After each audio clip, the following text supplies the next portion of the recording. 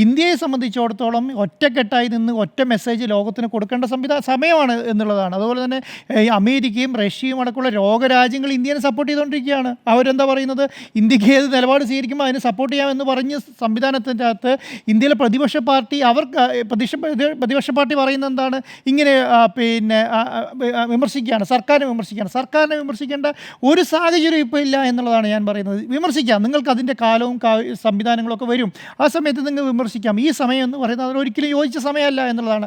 ഞാൻ അരുൺ സാർ നേരത്തെ പറഞ്ഞതുപോലെയാണ്, എത്ര കൂളായിട്ടാണ് പ്രധാനമന്ത്രി ഈ കാര്യങ്ങളെ കൈകാര്യം ചെയ്യുന്നത്. ആ കൂളായി കൈകാര്യം ചെയ്യുന്നതിന് കാരണം എന്താണ്, ഇന്ത്യക്ക് അതിനുള്ള ശേഷിയുണ്ട്, ഇന്ത്യത്തെ സൈന്യത്തിന് അതിന് ശേഷിയുണ്ട്. ഏത് സമയത്തും തിരിച്ചടിക്കാൻ വേണ്ടിയിട്ട് ഒരു വാക്കിൻ്റെ ആവശ്യം പോലും സൈന്യത്തിനില്ല, കാരണം അത് ഓൾറെഡി കൊടുത്തു കഴിഞ്ഞു. അപ്പോൾ അവരുടേതായ സമയമെടുത്ത് അവർ അതിൻ്റെ ശൈലി മനസ്സിലാക്കി ഏത് സമയത്താണ് തിരിച്ചടിക്കേണ്ടത്, എവിടെയാണ് അടിക്കേണ്ടത്, ആരൊക്കെയാണ് അടിക്കേണ്ടത് എന്നൊക്കെ കൃത്യമായി കണ്ടെത്തി അത് ചെയ്യാനുള്ള പ്രാപ്തി ഇന്ത്യൻ സൈന്യത്തിനുണ്ട്.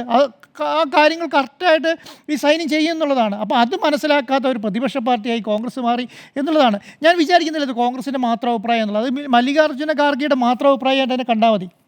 കാരണം അദ്ദേഹത്തിന് അവിടെ ഒരു ഓളം കണ്ടപ്പോൾ അദ്ദേഹം പ്രസംഗിച്ച് പോയതാണെന്നാണ് ഞാൻ വിചാരിക്കുന്നത്. അല്ലെങ്കിൽ ഈ സമയത്ത് നമ്മുടെ ആഭ്യന്തരമന്ത്രിയുടെ രാജി ആവശ്യപ്പെട്ട സ്ഥലമാണത്.